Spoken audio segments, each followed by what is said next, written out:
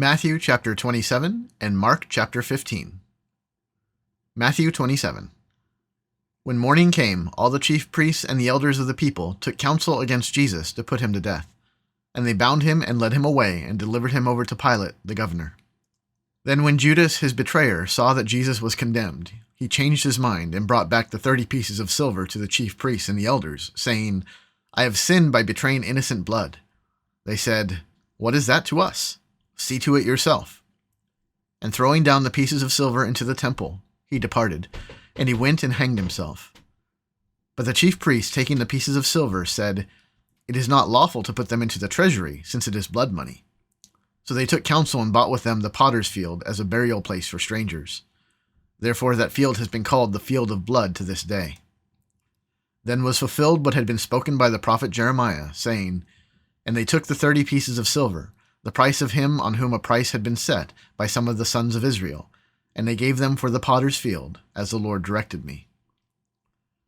Now Jesus stood before the governor, and the governor asked him, "Are you the king of the Jews?" Jesus said, "You have said so." But when he was accused by the chief priests and elders, he gave no answer. Then Pilate said to him, "Do you not hear how many things they testify against you?" But he gave him no answer, not even to a single charge, so that the governor was greatly amazed. Now at the feast the governor was accustomed to release for the crowd any one prisoner whom they wanted, and they had then a notorious prisoner called Barabbas. So when they had gathered, Pilate said to them, "Whom do you want me to release for you, Barabbas or Jesus, who is called Christ?" For he knew that it was out of envy that they had delivered him up. Besides, while he was sitting on the judgment seat, his wife sent word to him, "Have nothing to do with that righteous man, for I have suffered much because of him today in a dream." Now the chief priests and the elders persuaded the crowd to ask for Barabbas, and destroyed Jesus. The governor again said to them, "Which of the two do you want me to release for you?" And they said, "Barabbas." Pilate said to them, "Then what shall I do with Jesus, who is called Christ?" They all said, "Let him be crucified." And he said, "Why? What evil has he done?" But they shouted all the more, "Let him be crucified." So when Pilate saw that he was gaining nothing, but rather that a riot was beginning, he took water and washed his hands before the crowd, saying, "I am innocent of this man's blood. See to it yourselves." And all the people answered, "His blood be on us and on our children." Then he released for them Barabbas, and having scourged Jesus, delivered him to be crucified. Then the soldiers of the governor took Jesus into the governor's headquarters, and they gathered the whole battalion before him. And they stripped him and put a scarlet robe on him, and twisting together a crown of thorns, they put it on his head, and put a reed in his right hand. And kneeling before him, they mocked him, saying, "Hail, King of the Jews!" And they spit on him, and took the reed and struck him on the head. And when they had mocked him, they stripped him of the robe, and put his own clothes on him, and led him away to crucify him. As they went out, they found a man of Cyrene, Simon by name. They compelled this man to carry his cross. And when they came to a place called Golgotha, which means place of a skull, they offered him wine to drink, mixed with gall. But when he tasted it, he would not drink it. And when they had crucified him, they divided his garments among them by casting lots. Then they sat down and kept watch over him there. And over his head they put the charge against him, which read, "This is Jesus, the King of the Jews." Then 2 robbers were crucified with him, one on the right and one on the left. And those who passed by derided him, wagging their heads and saying, "You who would destroy the temple and rebuild it in 3 days, save yourself. If you are the Son of God, come down from the cross." So also the chief priests with the scribes and elders mocked him, saying, "He saved others. He cannot save himself. He is the King of Israel. Let him come down now from the cross, and we will believe in him. He trusts in God. Let God deliver him now, if he desires him. For he said, 'I am the Son of God.'" And the robbers who were crucified with him also reviled him in the same way.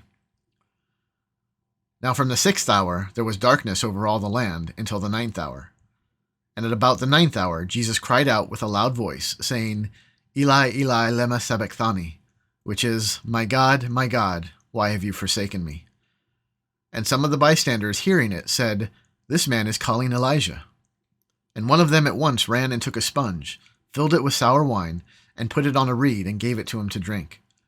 But the others said, "Wait, Let us see whether Elijah will come to save him." And Jesus cried out again with a loud voice, and yielded up his spirit.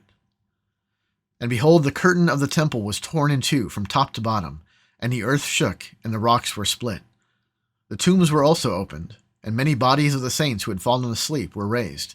And coming out of the tombs after his resurrection, they went into the holy city and appeared to many. When the centurion and those who were with him, keeping watch over Jesus, saw the earthquake and what took place, they were filled with awe and said, "Truly, this was the Son of God." There were also many women there, looking on from a distance, who had followed Jesus from Galilee, ministering to him, among whom were Mary Magdalene, and Mary the mother of James and Joseph, and the mother of the sons of Zebedee. When it was evening, there came a rich man from Arimathea named Joseph, who was also a disciple of Jesus. He went to Pilate and asked for the body of Jesus. Then Pilate ordered it to be given to him. And Joseph took the body and wrapped it in a clean linen shroud, and laid it in his own new tomb, which he had cut in the rock. And he rolled a great stone to the entrance of the tomb and went away.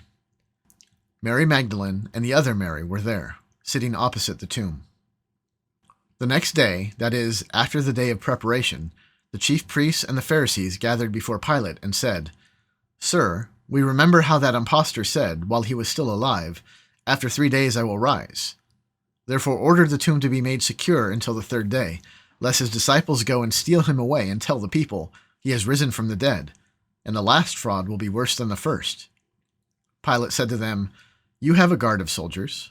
Go, make it as secure as you can." So they went and made the tomb secure by sealing the stone and setting a guard. Mark chapter 15. And as soon as it was morning, the chief priests held a consultation with the elders and scribes and the whole council. And they bound Jesus and led him away and delivered him over to Pilate. And Pilate asked him, "Are you the king of the Jews?" And he answered him, "You have said so." And the chief priests accused him of many things. And Pilate again asked him, "Have you no answer to make? See how many charges they bring against you?" But Jesus made no further answer, so that Pilate was amazed. Now at the feast he used to release for them one prisoner for whom they asked. And among the rebels in prison who had committed murder in the insurrection, there was a man called Barabbas. And the crowd came up and began to ask Pilate to do as he usually did for them. And he answered them, saying, "Do you want me to release for you the king of the Jews?" For he believed that it was out of envy that the chief priests had delivered him up. But the chief priests stirred up the crowd to have him release for them Barabbas instead. And Pilate again said to them, "Then what shall I do with the man who you call the king of the Jews?" And they cried out again, "Crucify him." And Pilate said to them, "Why, what evil has he done?" But they shouted all the more, "Crucify him." So Pilate, wishing to satisfy the crowd, released for them Barabbas, and having scourged Jesus, he delivered him to be crucified. And the soldiers led him away inside the palace, that is, the governor's headquarters, and they called together the whole battalion. And they clothed him in a purple cloak, and twisting together a crown of thorns, they put it on him. And they began to salute him, "Hail, King of the Jews!" And they were striking his head with a reed, and spitting on him, and kneeling down in homage to him.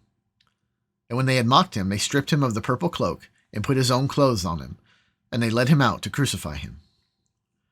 And they compelled a passer-by, Simon of Cyrene, who was coming in from the country, the father of Alexander and Rufus, to carry his cross.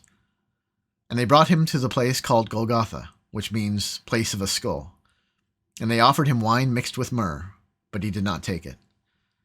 And they crucified him, and divided his garments among them, casting lots for them, to decide what each should take. And it was the third hour when they crucified him.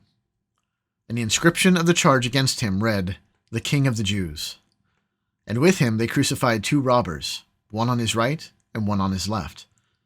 And those who passed by derided him, wagging their heads and saying, "Aha, you who would destroy the temple and rebuild it in 3 days, save yourself and come down from the cross."